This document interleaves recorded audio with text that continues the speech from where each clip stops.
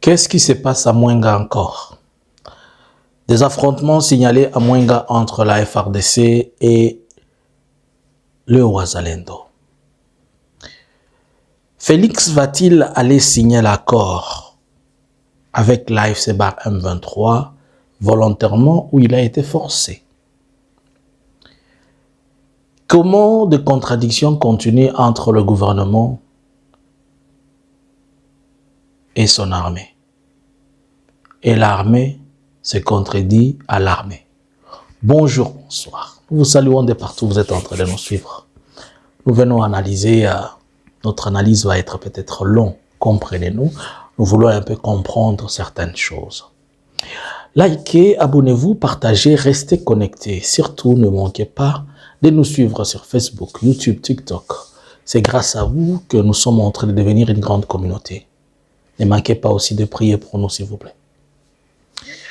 Alors, nous sommes aujourd'hui le 27. Il y a presque 3 semaines, presque un mois, il y avait des affrontements entre les FARDC. C'était d'abord entre le Wazalendo et le Wazalendo, avant la chute d'Nzibira. Et à cette époque, la FARDC avait détruit l'île de base de certaines Wazalendo et ils sont partis.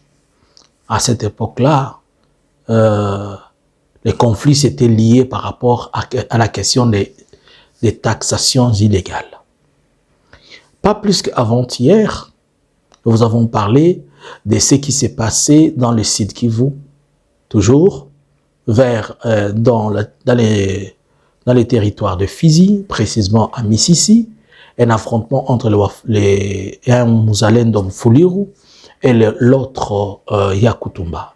Et là aussi, c'était un problème toujours de taxes ou bien de frontières et de barrières qui étaient considérées comme les endroits où ils extorquaient l'argent à cause des taxations illégales.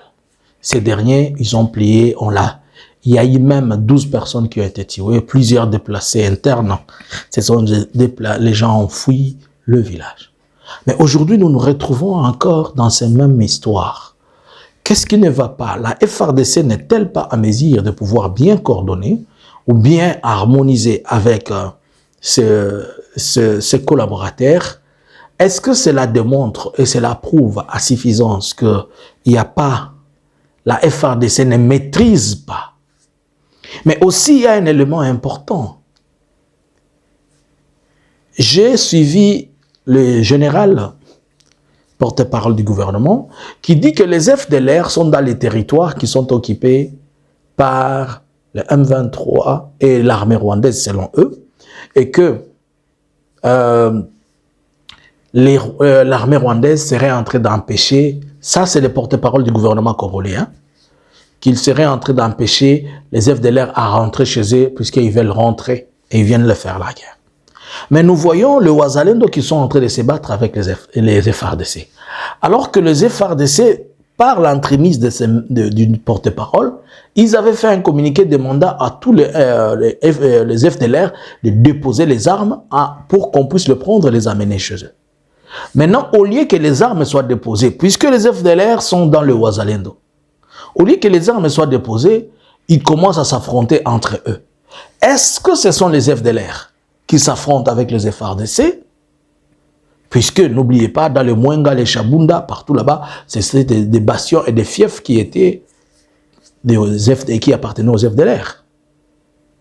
Toute notre question, excusez-nous un peu, toute notre question, est-ce que la FARDC, elle maîtrise les choses ou elle ne maîtrise pas? Bon, la FARDC a dit aux FDLR de déposer les armes. Pendant qu'on est en train d'attendre que les FDLR déposent les armes, la même FARDC vous dit que les FDLR veulent rentrer chez eux et le Rwanda est en train de les empêcher. Mais non, ils ne devaient pas rentrer chez eux. Ils devaient déposer les armes, vous les prenez et c'est vous qui les ramenez. Ce n'est pas à eux-mêmes de se ramener. Et ce n'est pas à eux d'aller avec les armes. Est-ce que la FARDC n'est pas à mesure?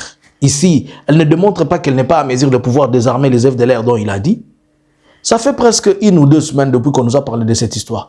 Combien d'FDLR ont déposé les armes? Et combien la FARDC a déjà reporté? Alors, s'ils disent que le Rwanda est en train de les empêcher, que ce soit vrai ou faux, bon, allons dans l'optique que c'est vrai. Le Rwanda les empêche de rentrer chez eux. Mais il ne peut pas les empêcher de rentrer chez eux s'ils rentrent comme des civils sans armes. Est-ce qu'ils ne veulent pas rentrer en armes là-bas? Et de l'autre côté, si les FDLR sont un intérêt quelconque pour tous les partis en conflit, qui va laisser partir les FDLR? Et qui va accueillir les FDLR? Je n'ai rien dit, vous n'avez rien compris. Mais ici, nous posons la question aux FARDC, qui nous ont dit que ils ont demandé aux FDLR de déposer les armes. Mais les FDLR, à la place de déposer les armes, les FDLR sont devenus des gens qui veulent maintenant rentrer chez eux. À partir d'où et comment? Combien sont-ils? La FARDC, elle nous doit encore beaucoup de questions. Une information serait en train de circuler, comme quoi le gouvernement des États-Unis, par l'entremise de Boulos, il a pris le téléphone et il a dit à Félix, va signer l'accord avec les FC-M23, sinon l'hécatombe qui arrivera, tu vas faire face aux conséquences. J'en profite pour dire à tous ceux qui sont entrés, il y a une vidéo là de Wazalendo, ils vous disent qu'ils sont en train de partir à Bukavu, ils sont à Kavumu. Arrêtez de nous ramener derrière, réfléchissez quand on vous dit des choses et que vous les acceptez. Nous devons, ils veulent vous contrôler votre manière de penser, vous ramener dans des choses qui sont... Je vous dis pour le moment, c'est impossible qu'ils reviennent à Bukavu, à Goma, à Kavumu. Vous n'êtes pas en train de comprendre. Les fronts sont à plus de 350 km. Quand vous voyez 50-20 Wazalendo, vous pensez que 20 Wazalendo peuvent prendre une ville. C'est plus que vous ne connaissez pas. Réfléchissez même en homme, en personne, sans que vous ne soyez impliqué dans la guerre. Mais réfléchissez seulement. Oh, ils ont pris la carrière de mine de Roubaïa. Vous savez là où se trouve la carrière de mine de Roubaïa? Pour arriver à Roubaïa, vous savez, il faut prendre combien de cités? C'est quoi cette histoire? Depuis qu'ils vous ont dit qu'ils ont pris la carrière de mine de Roubaïa, vous ont-ils montré qu'ils sont à Roubaïa? Et qu'ils sont en train de vous mentir. Ils sont en train de faire circuler une vidéo qui date du 10 octobre. Ils étaient dans une brousse où ils vont vers Kavumu. De quel Kavumu on parle? Les mêmes Kavumu qu'on connaît ici de Bukavu. Arrêtez un peu de déranger les gens là. Avec vos histoires, avec vos histoires. Vous suivez, comment vous avez la facilité de suivre ces gens? Vous connaissez qu'ils sont des menteurs. Mais pourquoi vous leur donnez des crédits encore? Vous savez qu'ils sont des menteurs. À tout prix, ils vous mentent. Mais pourquoi? Et vous vous dérangez. Vous voulez que arrêtez de nous poser ces genres d'histoires qui n'ont pas de fondement. S'il y a une information normale, réelle, on vous tiendra informé. Même si une ville est tombée entre les mains des FARDC, on vous dira. Nous sommes en train de faire l'analyse de la situation. Et tous les événements font partie de l'analyse de la situation. Nous vous avons dit qu'ils étaient en train de bombarder. Est-ce qu'on a caché? Est-ce qu'on a intérêt à cacher? Puisque c'est quoi notre problème ici, c'est quoi? Le problème, c'est que les gens comprennent bien. Ok? Revenons à ce que nous sommes en train de dire. Il paraît que Félix doit signer, pas il va aller signer, mais doit signer avec l'AFC-M23. Moi, maintenant, la question que je suis en train de me poser, pourquoi cette signature devient une obligation à Félix? Certainement, les gens vont dire, non, ce n'est pas une obligation puisqu'il est en négociation avec eux et il va arriver. Non, c'est une obligation. Félix a dit que le M23, leur patron, c'était Kabila. Si leur patron est Kabila et qu'il a condamné leur patron, c'est qu'il a condamné l'AFC. Et en condamnant l'AFC, il ne doit pas négocier avec l'AFC. Mais quand il est en train de négocier avec l'AFC et il veut signer avec l'AFC, c'est-à-dire il signe avec Kabila. Vous comprenez la logique? Donc Kabila étant le patron, c'est-à-dire Félix reconnaît, il est en train de négocier avec Kabila et il va signer avec Kabila. Bon. Pourquoi Félix, les États-Unis peuvent l'obliger? Je vous avais dit l'autre fois que Donald Trump est dans ses soucis de pouvoir avoir ce nom-là. Quelqu'un qui a amené la paix. Mais il y a des choses importantes dont je vais par exemple vous dire. La RDC, comme vous le savez, pour le moment, elle présente l'aspect d'une seule personne qui veut gérer le pouvoir. Pas elle présente l'aspect, c'est ça les choses. Et tout le monde a compris qu'à force de ne pas être tous ensemble, ça continue à créer des problèmes. Au fait, dans la pensée, dans les calculs américains, j'ai compris qu'ils veulent que tout le monde mette la main dans la pâte. Mais Félix veut rouler le pays, veut jouer avec le pays en dictateur, un petit sorcier dictateur là, qui s'impose. Alors les États-Unis ne sont pas d'accord avec cette formule, puisque cette formule continue à faire créer des insécurités de plusieurs formes par rapport contre le déplacement de la population, les groupes armés et machin. Alors, il faudrait que vous acceptez tous de vous asseoir pour qu'on arrive à une discussion. Et l'une des étapes pour que nous asseyons, pour que les gens s'asseyent et qu'ils arrivent à une discussion, il faut d'abord signer les accords avec l'AFC M23. Par contre, Félix, lui, pense que s'il signe avec Kagame, automatiquement, Kagame va lui donner des ordres sur l'AFC M23. Alors qu'en réalité, la signature de l'AFC est autre et la signature avec son Kagame est autre. Ainsi donc, comme seulement ce sont des choses qui sont complémentaires, on demande à l'un comme à l'autre de se faire signer. Est-ce que si Félix obtient la signature de Kagame, cela fait que Kagame dise au M23 de partir? Non. Ils vont partir où? Ils vont partir nulle part. J'ai déjà répondu à cette question 1000 fois. Mais je suis seulement en train d'analyser les choses ici. Deuxième aspect. Premièrement, je vous dis que les Américains veulent que tout le monde soit là. Et cela veut dire que Félix accepte. Alinga. Amisa la poto. Amisa la bouillon. Amisa la pepe soupe. Asala ya koita. Bakalinga ye bacha ba épice. Bacha na piment. Bacha na motalaka. Est allié, mais il finira par s'asseoir, comme j'avais dit. Je vous avais dit qu'il finira par négocier avec le Rwanda. J'ai commencé à vous dire ces choses depuis l'année 2023-2022. Au négocier na Rwanda, que tu l'acceptes ou pas, tu vas y arriver. Quand tu comprends, c'est de l'orgueil, mais vous savez la finalité c'est quoi. Mais non. La deuxième aspect ici, c'est que Félix est en train de fuir des choses qu'il a dit.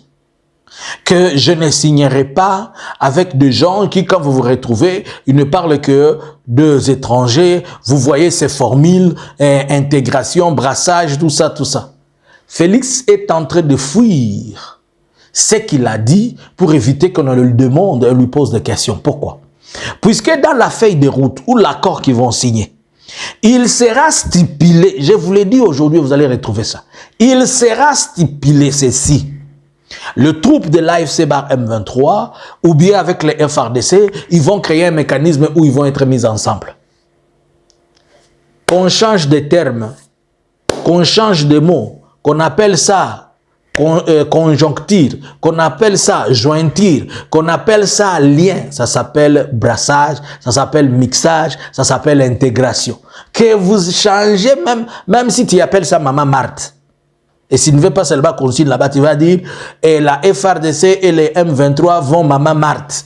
Mais même si tu dis vont Maman Marthe, ou changer les textes, même si tu dis vont Anthony, mais même si tu dis vont Félix ou vont Denise, c'est pour dire ils vont se brasser. Ce sont les choses là, les choses que Félix évite. Il évite comment? Il évite que la population lui pose des questions, puisqu'il a beaucoup crié sur ça. 2. Il ne sera pas à mesure de répondre comment se fait-il que dans son cahier de rapports ou dans son cahier d'accords ou feuille de route, il lui est demandé à ce que le groupe M23 ait le besoin et les soucis, ils entrent, ils deviennent un parti politique, ils partagent, ils faussent la cogestion de tout cela. Il n'a pas de réponse quand on va lui dire qu'il y a un groupe minoritaire, les Tutsis, qui sont en train d'être marginalisés, et puis ceci et cela. Toutes ces choses qu'il a dit qu'il ne peut pas. C'est ce qui vont se retrouver dans ces documents-là. Voilà la deuxième honte, ou bien la deuxième chose auquel il ne veut pas faire face. C'est pourquoi tantôt il amène les gens, on monte, on descend, il est en train d'éviter ça. Troisième, il ne veut pas partager le pouvoir comme si la RDC était une propriété à lui-même. Alors, il comprend qu'à la fin de négociations, à la fin des accords, il faudrait que ça soit appliqué et puis on va négocier de leur intégration. Il ne faut pas oublier que peut-être dans les accords, dans les négociations, il y a certaines personnes qui vont être ceci et qui vont être cela. 4. Il a dit que de son vivant, il n'aura jamais les M23 en face, ni les Corneilles Nangaa au consort. Dans les accords tels qu'ils sont en train de partir, il arrivera qu'ils disent que le M23, les machins, tous ceux qu'ils ont condamnés là, ça passe dans l'eau. Maintenant, ils entrent dans les gouvernements et pour ce faire, au nom de la paix, il veut dire tout ce qu'il peut, mais il est en train de se poser des questions. Comment est-ce que je vais répondre à ça alors que je dis que je ne le ferai pas? Alors c'est pourquoi il amène les gens à gauche comme à droite vers les États-Unis ayant compris ces manigances-là. Ils disent tu dois aller et signer ces documents. Sinon, tu vas faire face à la réalité. La réalité selon laquelle, ici, on la connaît tous, que son armée est incapable de défier l'armée de l'AFC. Et les Américains vont lui dire, nous avons reçu des rapports, comme toi-même tu as accepté, tes drones sont en train de tuer les gens. Alors n'utilise pas les drones. Si tu utilises les drones, utilise-les pour les cibles militaires. D'office, une seule personne meurt, nous-mêmes on fait descendre tes drones là. Voilà que Félix se retrouve dans une position où il est bloqué et il n'a pas d'autre choix. Kalate Félix a signé accord na AFC bar M23. Elonga to elongate. Alléluia banananzap. Pourquoi je pose cette question? Puisque le Messie a dit qu'il ne le fera jamais. Ça arrive, on arrive là comment maintenant? Ceci présage et ceci dit, Félix, là où tu es assise, là, ça ne t'appartient pas, ça appartient à la République. D'office, nous sommes en train de comprendre que les rêves de Félix de changer la Constitution, ses partenaires américains, dont il a tapé la poitrine, que ce sont des partenaires, ils ne sont pas d'accord avec ça et ils ne le permettront jamais. Pourquoi ils ne vont pas lui permettre? Ils peuvent le laisser faire sa folie, mais après, on va lui créer des embûches puisque on ne veut plus qu'il y ait quelqu'un qui règne à maître en RDC. On veut que le RDC se mette ensemble et que les RDC discutent ensemble. La politique de la ségrégation, la politique de la division, elle n'a pas l'état d'être. Il ne faut pas oublier un autre élément trop important, le massacre qui continue et les preuves qui ont démontré que la FARDC, elle collabore avec les FDLR, via même leur communiqué, via autre chose, ont poussé ces décideurs-là à lui dire « Vous devez vous asseoir, trouver la paix, signer cet accord pour que ensemble vous débattez et que vous trouvez solution sur cette histoire. » Cinquièmement, Félix n'est pas à mesure de récupérer toutes les carrières dont on a besoin pour le minerai contre sécurité. Alors, si on doit faire ces deals-là, on ne doit pas faire les deals avec quelqu'un qui est main vide. Et on ne doit pas faire des deals là où il y a l'insécurité. On ne doit pas faire des deals là où il y a toujours des problèmes administratifs qui ne sont pas résolus.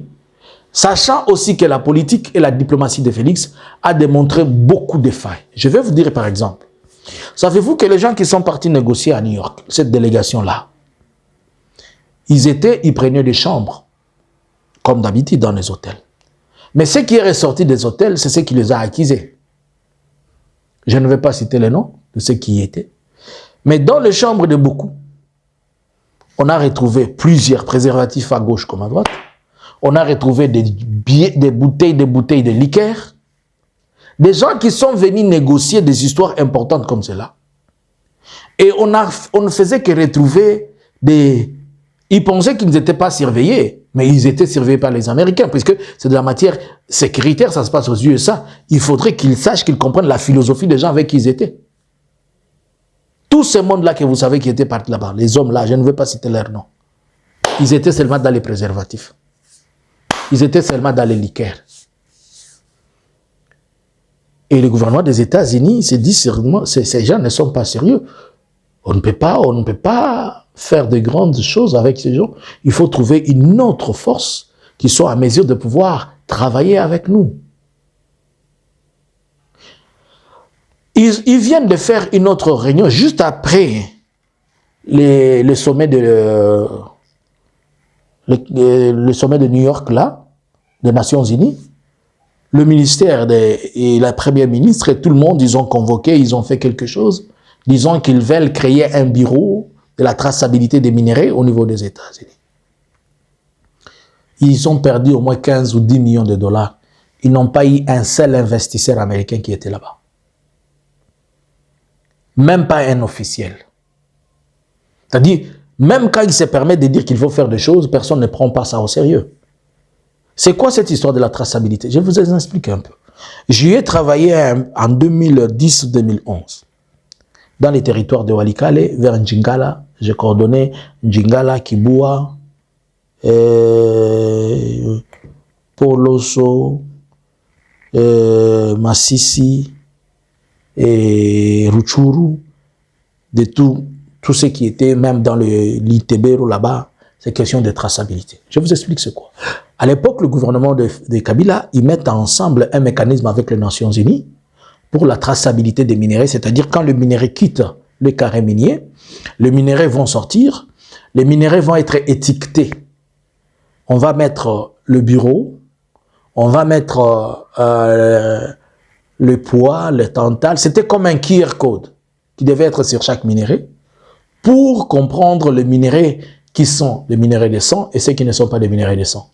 Mais pour justifier la traçabilité de ces minéraux, les minéraux venaient de la, disons la castérite venait par exemple, je vous donne l'exemple, elle vient de la carrière de Bissi. Par exemple, les gens qui descendent sur Njingala ou bien Mubi, et quand ça vient, il y a le bureau qui est là, les minéraux doivent être justifiés là-bas, et on les étiquette et ils partent. Maintenant, ils prennent ces bureaux-là, ils amènent ça à Washington. Bon, ils veulent faire comprendre comme s'ils veulent initier quelque chose. C'est pourquoi je vous ai dit que le gouvernement de Félix, il veut créer la roue en RDC. C'est-à-dire, il veut stopper tout, que tout commence par eux. C'est Félix qui a commencé la RDC. Là, avant Félix, la RDC n'existait pas. C'est pourquoi ils veulent effacer les mémoires des héros nationaux et tout ça. Alors, c'est ces bureaux-là qu'ils disent aujourd'hui qu'ils sont en train de créer, alors que c'est un bureau, c'est quelque chose existentiel qui travaillait déjà, je vous dis, depuis 2010. Avec le ministère de Mines, le ministère provincial et tout ça. Ils amènent ça à New York. C'est à New York et à Washington qu'ils disent maintenant qu'ils vont commencer à tracer les minéraux congolais. C'est-à-dire les minéraux congolais quittent la carrière là-bas. C'est aux États-Unis qu'on va l'étiqueter. On dit oui, ces minéraux viennent du village de Kamani et ces minéraux... Ça ne se justifie pas. Ça ne se justifie pas. Puisqu'ils disent qu'ils veulent montrer aux États-Unis, voici ce que nous avons, voici. Les Américains connaissent même ce que vous ne connaissez pas. En 2003, je suis à Lodja. Il y avait quelqu'un qui avait besoin de faire le drag, c'est-à-dire creuser le diamant. Et on venait avec un drag pour creuser les diamants. Il y avait une pierre tellement grosse qui était sous la terre. Cette pierre-là, sur vue des satellites, on voyait aussi son empreinte. Mais quand on amenait les drags à l'endroit, on creusait à fond. Cette mine-là est à côté d'un grand puits où il y a plusieurs années, comment on appelle... une pierre était descendue, j'oublie encore le terme géographique, la pierre, elle s'était découpée dans une autre galaxie, elle est tombée, il y a un grand puits. Je me suis toujours dit pourquoi à Lodja on n'a pas fait de ça comme un site culturel, un site touristique où les gens doivent visiter, comment ce puits-là a été créé, été fait. Ça date de plus de quelques des années, je pense vers 80 ou quelque chose comme ça, pour les gens qui connaissent l'histoire. C'était des cratères qui venaient de l'espace et qui sont tombés là-bas. Et il y avait ces puits de diamants dans cet environnement-là. Mais chaque fois qu'on descendait la drague montait, elle n'avait pas de pierres. Mais elle voyait des pierres. Pourquoi je suis en train de dire ça? Pour dire à ceux qui sont partis aux États-Unis, dire que ce sont eux qui vont faire la traçabilité des minéraux et tout ça. Ils pensent que ce sont eux qui vont informer aux Américains les minéraux qu'il y a au Congo. Ils connaissent les minéraux que même vous-même, le Congolais, vous ne connaissez pas. Et ils savent les minéraux, ils viennent d'où? Les minéraux de sang et les minéraux qui n'ont pas de sang. C'est au niveau des États-Unis que vous allez mettre votre bureau de traçabilité. Alors, vous comprenez qu'ils sont en train de faire beaucoup d'efforts et comme s'ils sont en train de presser les Américains pour quelque chose. Et c'est pourquoi les Américains ont pris un repli. Ils ont dit, ben, c'est juste... Ces gens, il y a trop de flou, il y a des lobbying, on perd beaucoup d'argent, beaucoup de gens, ils viennent, oh, délégation ceci, délégation cela, beaucoup négocient parallèlement alors qu'on ne comprend pas. C'est moi qui suis le chargé des chaussures de Félix, c'est moi qui suis chargé des cinglés de Félix en matière de minerais. Alors tout, c'est moi qui suis chargé de convaincre Denise et Maman Marthe en matière de concession des carrés miniers. Tous ces embrayages-là, ça a dérangé la tête des gens. Et je comprends que les Américains se sont dit, il n'est pas l'homme de la situation, mais il doit seulement être avec les autres, afin que parmi les autres, nous puissions trouver l'homme de la situation. Donc la logique américaine pour le moment, signer. Après avoir signé cet accord, ça va être une étape, non? On va lui exiger maintenant un dialogue avec tes frères. Fais un dialogue. Oh, je ne peux pas dialogue. Si tu ne veux pas M23. C'est que Félix veut tromper la vigilance congolaise, c'est que les calculs se font, ce sont des calculs américains. Ce ne sont pas les calculs féliçoises.